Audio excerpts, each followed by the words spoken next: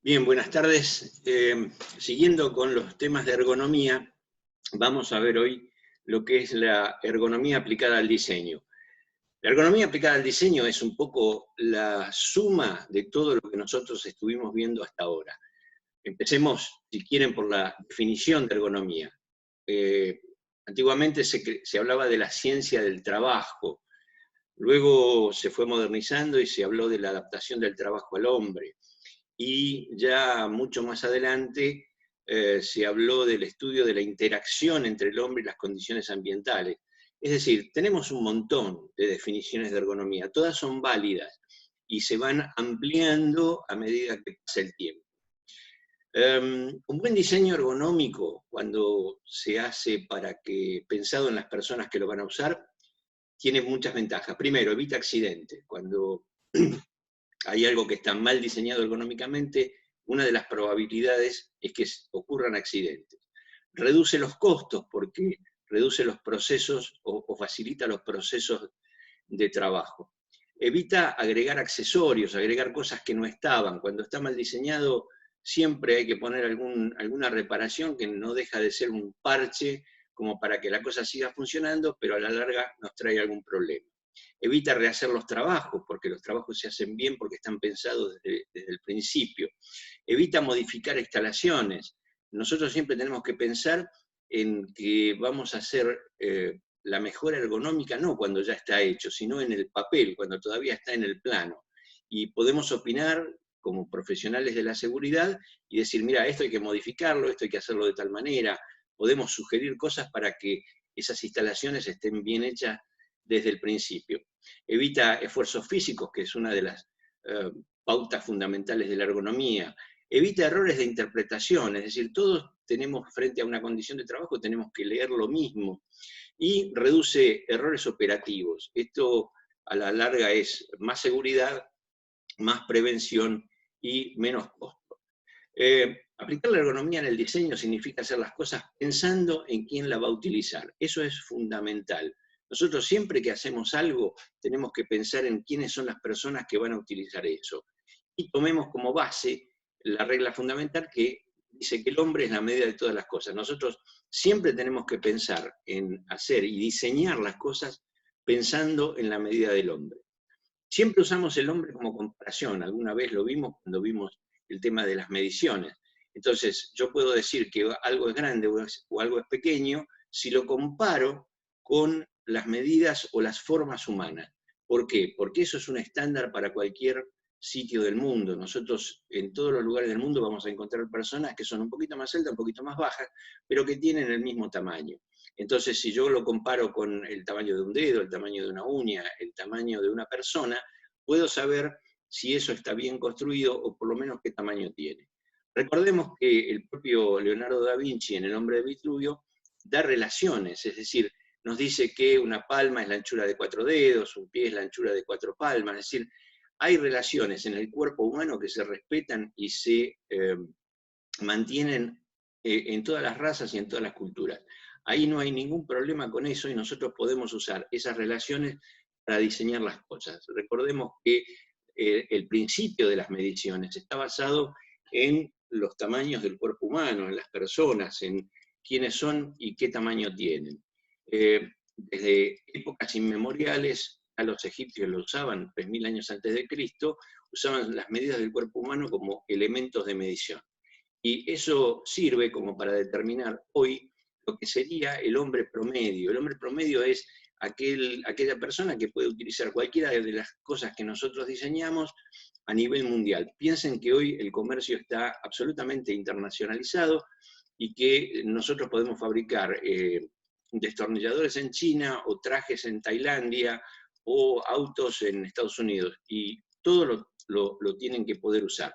Siempre vamos a tener un desvío, es decir, tenemos un hombre promedio y tenemos personas que son más gruesas y mucho más delgadas o mucho más bajas o mucho más altas, pero si nosotros diseñamos para el hombre promedio y le damos a ese elemento que diseñamos la facultad de modificarse ligeramente, lo vamos a poder adaptar a cualquier persona.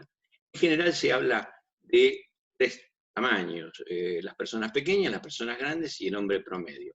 Esto es muy importante, especialmente cuando diseñamos puestos de trabajo, ya que la altura del plano de trabajo, según la tarea, tiene que tener distintas alturas. Nosotros tenemos que respetar esas alturas para que las personas trabajen bien. Y ahí tenemos trabajos de precisión que se hacen más arriba, más cerca de los codos, trabajo ligero, trabajo convencional y el trabajo pesado, el trabajo que demanda mucho esfuerzo. Dentro de los trabajos de precisión podríamos hablar, por ejemplo, de los trabajos de joyería. Fíjense que no se hace a distancia, sino que se hace muy cerca de el puesto de visión y el puesto de operación con las manos. El trabajo del joyero, el trabajo del ebanista, el trabajo de aquel que hace relojería, son trabajos de precisión que se hacen a una altura muy cercana del cuerpo.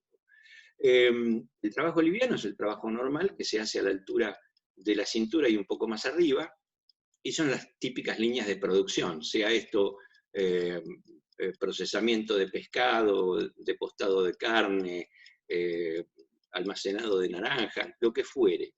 Los trabajos pesados ya tienen otro nivel, que se hacen por debajo de la cintura. ¿Para qué? Para que el cuerpo se adapte y pueda trabajar perfectamente bien a esa altura. Un trabajo típico es el forjado, por ejemplo, que se hace sobre fragua, o trabajos pesados de albañilería, la recolección de remolachas, por ejemplo, como vemos en la foto de abajo, el manejo de cargas importantes que se hacen a nivel bajo, porque sería muy difícil hacerlo de otra manera. Podríamos tomar como trabajo pesado lo que puede ser el corte con motosierra, el corte de leña, es decir, son tareas que demandan mucho esfuerzo y que normalmente no se hacen por encima de la cintura, sino por debajo.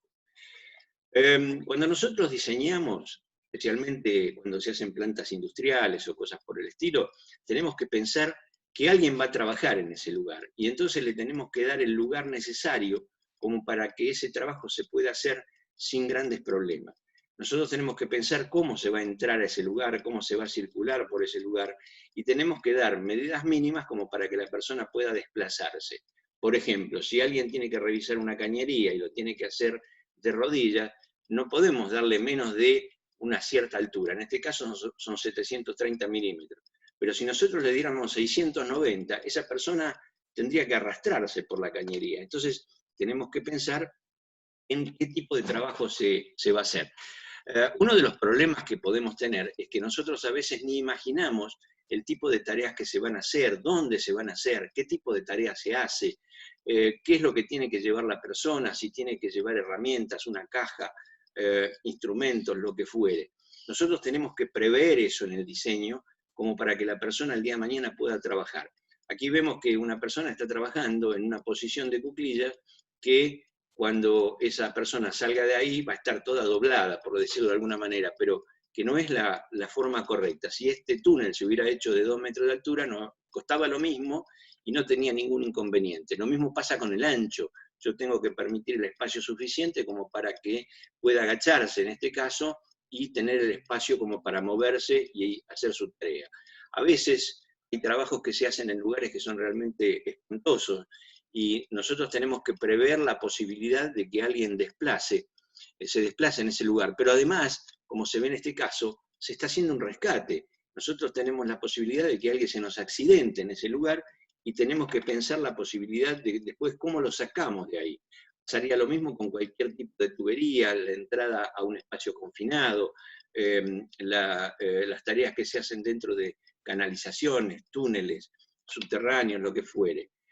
Siempre tenemos que pensar que esté agachado o esté parado, tenemos que darle medidas mínimas como para que la persona pueda desplazarse, extender los brazos, levantarlos, mover, llevar una caja de herramientas o lo que fuere.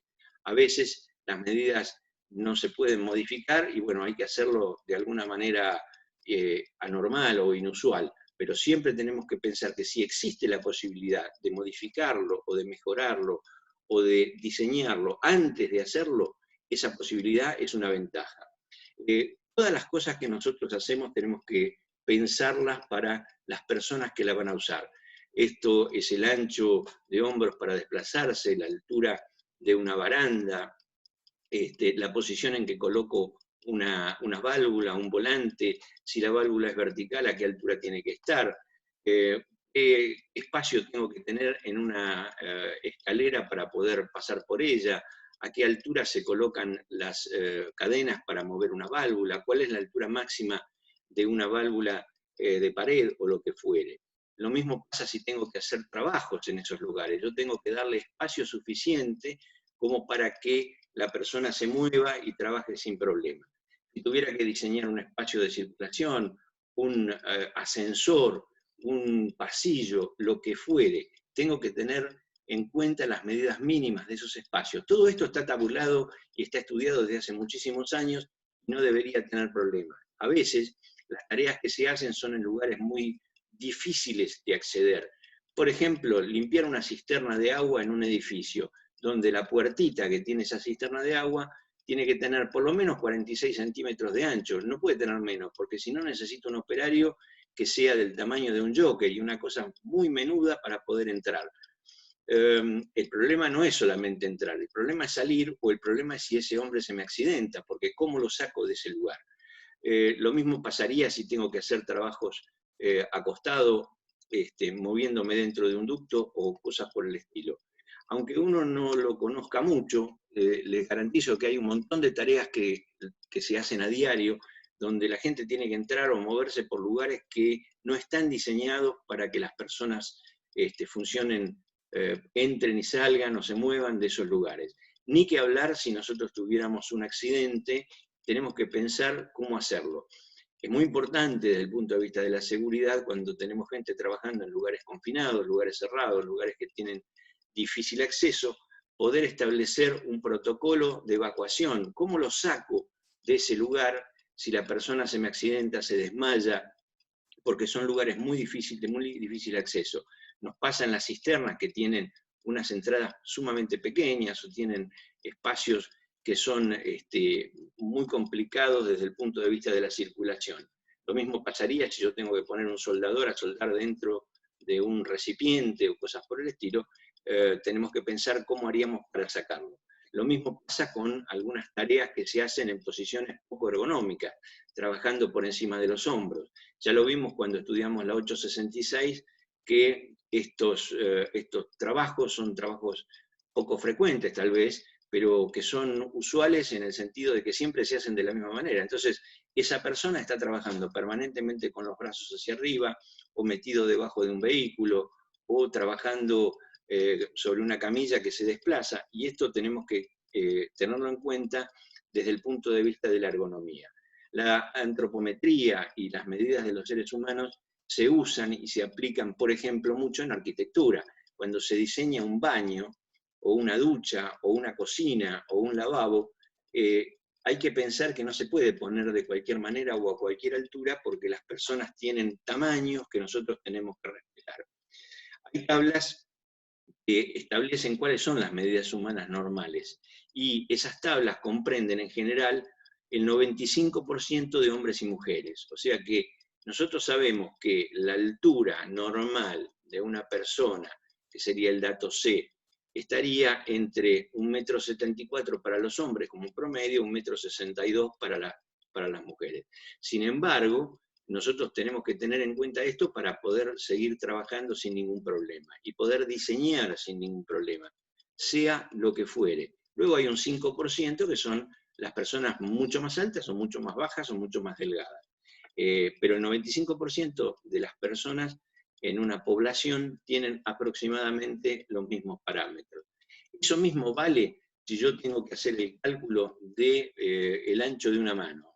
Ahí hay un factor K, por ejemplo, que el 95% de las personas tienen una medida de 9,6 centímetros. Luego habrá gente que tiene la mano más grande y gente que tiene la mano más chica. Pero yo cuando diseño algo, tengo que tomar ese valor dándole un cierto margen de seguridad. Por ejemplo, supongamos que tengo que diseñar agarres para cajas. ¿Cajas de qué? Las cajas de cartón que vienen en las bananas, que pesan como 15 o 17 kilos.